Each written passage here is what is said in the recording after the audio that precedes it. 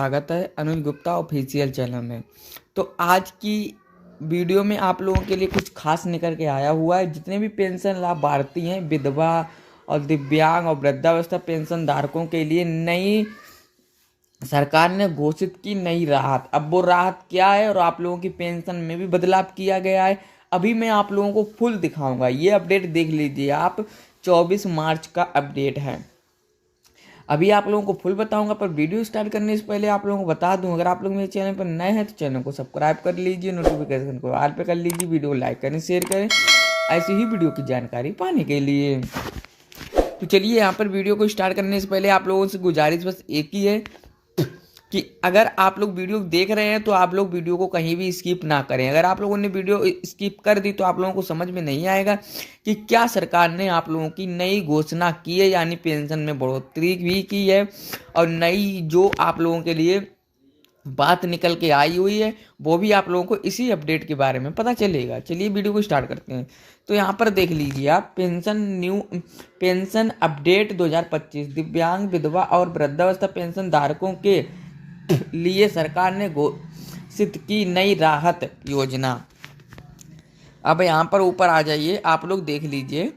भारत सरकार ने समाज के कमजोर वर्गों को आर्थिक सहायता प्रदान करने के लिए विधवा, दिव्यांग और वृद्धावस्था पेंशन योजनाओं में महत्वपूर्ण बदलाव किए हैं।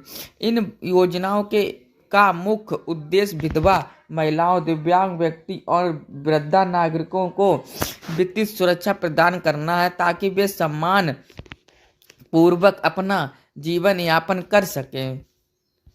इन योजनाओं में हाल के वर्षों में कई बदलाव हुए हैं, जिनमें पेंशन राशि में वृद्धि, पात्रता मानदंडों का सरलीकरण और आवेदन प्रक्रिया को ऑनलाइन करना शामिल है। सरकार का उद्देश्य इन योजनाओं को और अधिक प्रभावी बनाना है ताकि लाभार्थियों को समय पर पेंशन मिल सके। वर्ष 2025 में इन पेंशन योजनाओं में कुछ महत्वपूर्ण बदलाव होने की संभावना है जो लाभार्थियों के लिए एक तोहफे के समान होंगे।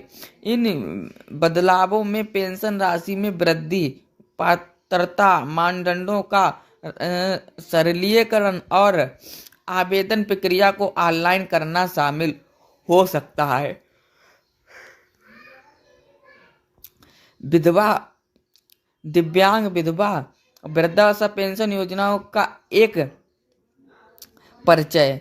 इन पेंशन योजनाओं का उद्देश्य समाज के कमजोर वर्गों को आर्थिक सहायता प्रदान करना है ताकि वे सम्मान पूर्वक अपना जीवन यापन कर सके। यानी सरकार का पेंशन देने का बस यही मकसद है कि कोई भी पेंशन लाभार्थी ये ना सोचे कि मैं पैसे खर्च नहीं, क्योंकि मुझे मिल नहीं रहा है, मेरे पास कोई साधन नहीं, तो इसीलिए सरकार आप लोगों को पेंशन की राशि देती है।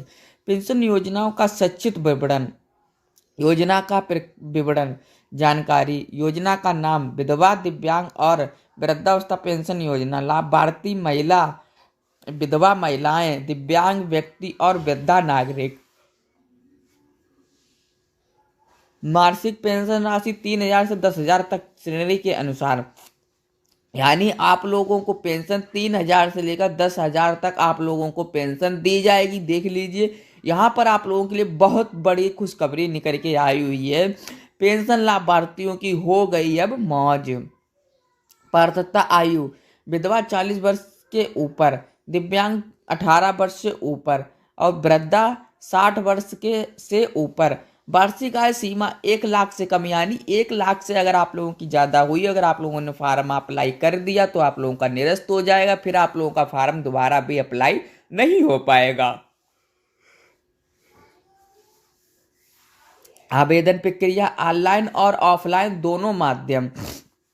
वित्तीय स्रोत केंद्र और राज्य सरकार का संयुक्त योगदान। पेंशन योजनाओं का मुख्य बदलाव। पेंशन राशि में वृद्धि। विधवा महिलाओं के लिए मासिक पेंशन राशि 3,000 से 6,000 तक बढ़ाई गई है। गंभीर रूप से दिव्यांग व्यक्तियों के लिए यह राशि 10,000 प्रति माह तक बढ़ाई गई है। तो देख लीजिए, जिन महिलाओं को जौन से राज्य में 3,000 रुपए की किस्त मिलती थी, उन लाभार्थियों को अब 6,000 की किस्त मिलेगी।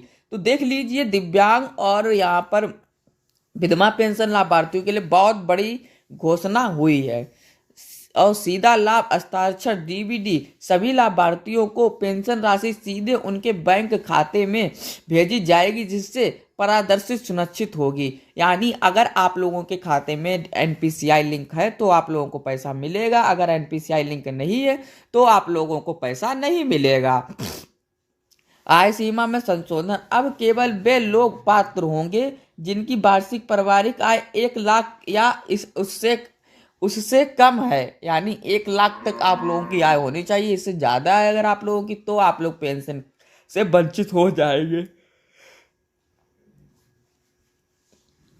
विधवा पेंशन के लिए आवेदक विधवा होनी चाहिए। आवेदक की आयु 40 वर्ष या उससे अधिक होनी चाहिए। आवेदक किसी अन्य मासिक सुरक्षा पेंशन का लाभ नहीं ले रही होनी चाहिए। यानी अगर विधवा पेंशन लाभार्थी है, अगर कोई दूसरी पेंशन ले रही है तो ये पेंशन वो लेने के हकदार नहीं होंगी। आवेदक की वार्षिक पारिवारिक आय 1 लाख से कम होनी चाहिए। दिव्यांग पेंशन के लिए आवेदक की विकलांगता स्तर 80 या उससे अधिक होनी चाहिए। आपको मैं बता दूं कि विकलांगता 40% भी होनी चाहिए, पर 80% उन लाभार्थियों के लिए बताई जा रही है जिनको 10,000 रुपये प्रति माह मिलेगा। न्यूनतम आयु सीमा 18 वर्ष रखी गई है। आवेदन बीपीएल गरीबी रेखा से नीचे परिवार का सदस्य होना चाहिए। यानी आप लोगों के पास बीपीएल कार्ड होनी चाहिए जिन लाभार्थियों को 10,000 रुपये प्रति माह पेंशन चाहिए है। वृद्धावस्था पेंशन के लिए आवेदक की आयु 60 वर्ष या उससे अधिक होनी चाहिए। आवेदक की वार्षिक आय एक निश्चित सीमा से कम होनी चाहिए। आवेदक को अन्य कोई सरकारी पेंशन नहीं मिल रही हो, परिवार में कोई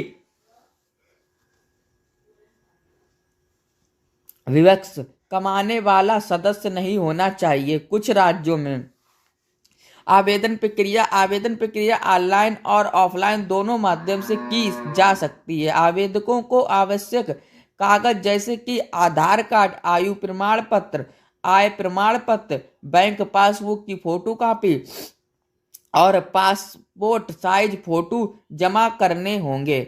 2025 में संभावित बदलाव, वर्ष 2025 में इन पेंशन योजनाओं में कुछ महत्वपूर्ण बदलाव होने की संभावना है। पेंशन राशि में वृद्धि, कुछ राज्य सरकारों ने पहले ही पेंशन राशि में वृद्धि की घोषणा की है और अन्य राज्य सरकारें भी ऐसा कर सकती हैं। पात्रता मानदंडों का सरलीकरण, कुछ राज्य सरकारें पात्रता मानदंडों को सरल बनाने पर विचार कर रही हैं ताकि अधिक से अधिक लोग इन योजनाओं का लाभ उठा सकें। आवेदन प्रक्रिया को ऑनलाइन करना, कुछ राज्य सरकारें आवेदन प्रक्रिया को ऑनलाइन करने की योजना बना रही है ताकि लोगों को आसानी से आवेदन करने और पेंशन प्राप्त करने में मदद मिल सके। 1 मार्च 2025 से लागू होने जा रही है, जिसका उद्देश्य मौजूदा पेंशन प्रणाली को सरल और प्रभावी बनाना है। इस योजना के तहत न्यूनतम पेंशन राशि 10,000 प्रति माह होगी।